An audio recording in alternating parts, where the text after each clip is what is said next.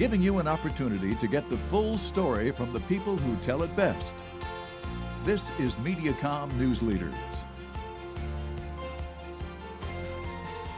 And welcome to Mediacom News Leaders. Thanks for tuning in. I'm Carol Kelly.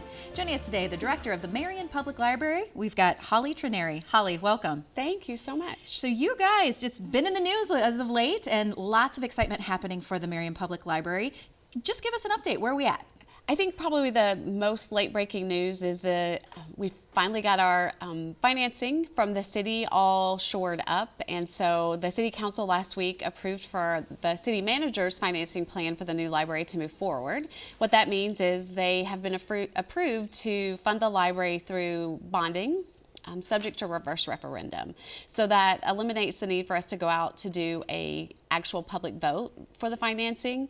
We are using the majority of the funding that we have is coming from our local option sales tax, and the public voted on that back in 2008. So I think that our leaders feel like the community's voice has been heard, and we're excited to move forward. So we are in the pre-construction phase of that project right now. So let's talk about that. What is next steps here and what the public would like to know about? Yeah, so what the pre-construction phase means is that we're testing our budget. So we have overall an $18 million project.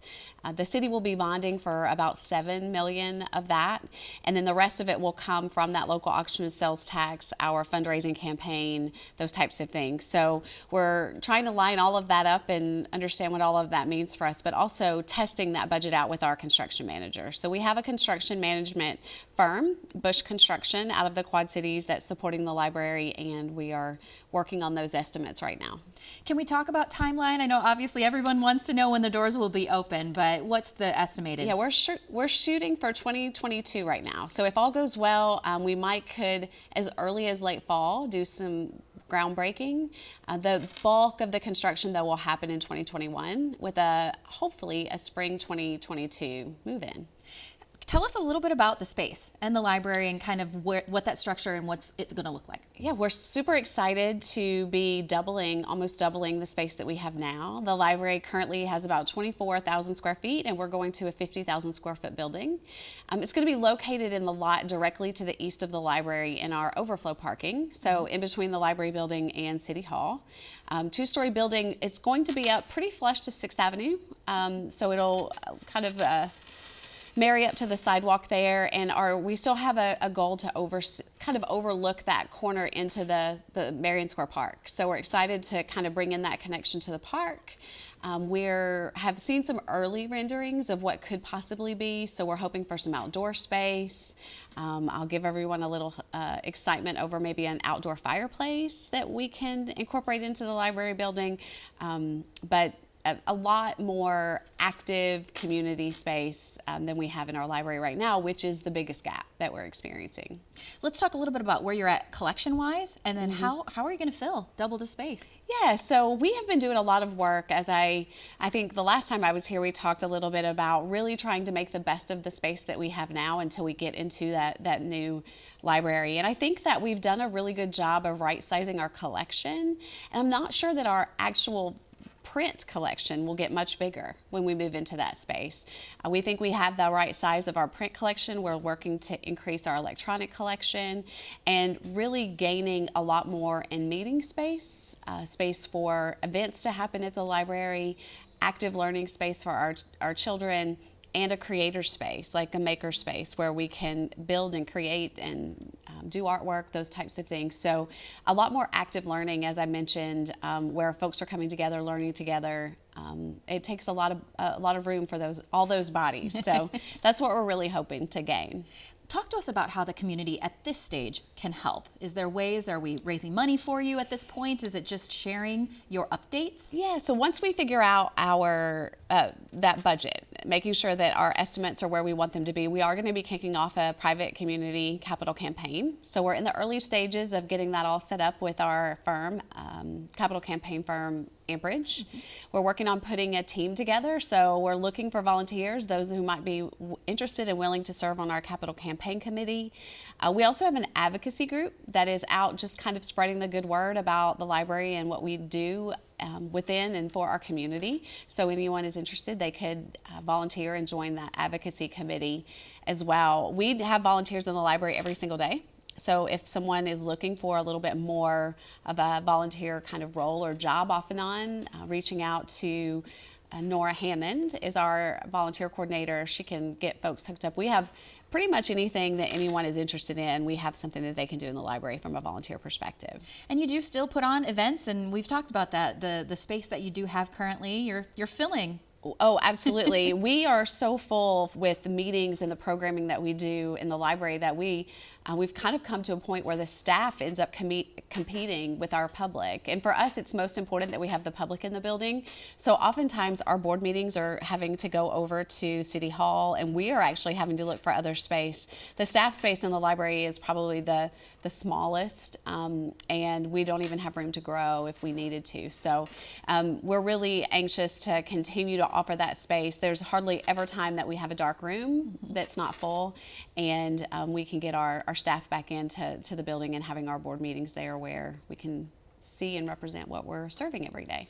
We've got to talk about another big announcement besides the new building is fine free starting in 2020. Yes. No fines. No fines. This is also a very exciting move. Our board just this week passed a policy change to eliminate fines beginning July 1, 2020. This was in cooperation with the other two Metro Library networks, Cedar Rapids and Hiawatha. We, understand that in looking at our statistics and doing our research that assessing fines is not really changing our patrons' behavior.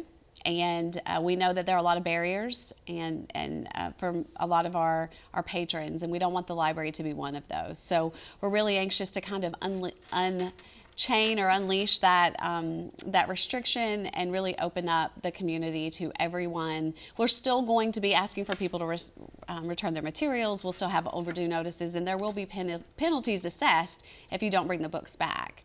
But we in Marion, 90% of our books are returned on time. So we actually have a rule that's only there for a very small percentage, and oftentimes it becomes a barrier for that small percentage. So the Metro Library Network is proud to make this move, and we're excited for what this is going to mean for our community and access to library services. How will that change? Will there be any concern that books won't come back if they don't have the fine associated? Actually, we have not seen that. The Chicago Public Library, which is the largest library system in the U.S., just recently went fine-free, and they have actually seen an increase in circulation, and their return rate has actually gotten better. We expect that once we make this move, we're going to see an influx of materials that have not been returned to the library for a really long time. And they've been holding on. They've been holding on. And we're basing that just off of the other libraries and what they've seen.